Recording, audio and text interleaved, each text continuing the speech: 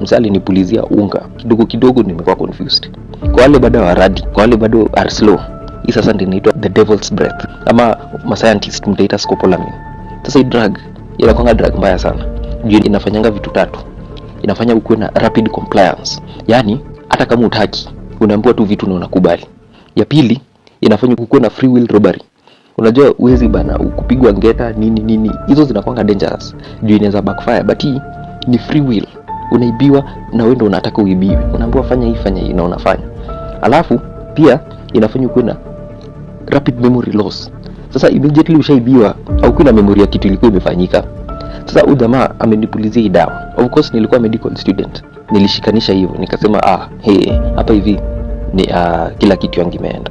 So kunipulizia hivi, jamani niuliza, jina lako ni Maina? Naitika yes.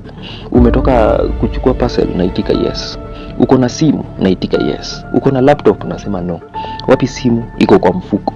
Unaweza nitolea? Yes, naweza kukutolea. Hapo sasa ndio ni rapid compliance and free will robbery. Na tumesquat tu hapo, hakuna mtu anaweza notice. Watu wanapita wanadhani sisi tunaokota makaratasi. Kaambia naweza nipea hiyo simu yako? Nikasema yes. Naweza kukuibia hii simu? Naitika tu yes. Unaweza niwekea pin? Naitika tu yes. Akasema asante. Jamaa akasimama, akaanza kuenda. Manze, aingekuwa ile maforeign zenye wanatumia wala yazingeshuka. Bado nilikuwa nimetumia maforeign hadi nikaharden. Bana scopolamine ilishuka immediately. Hiyo devil's breath ilishuka after kituka 5 seconds. Nikageuka hivi before hiyo memory loss.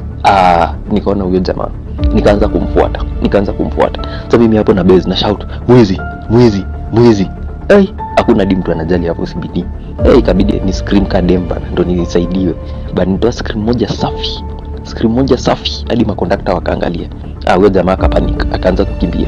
Watu wakaanza kumfuata bumper na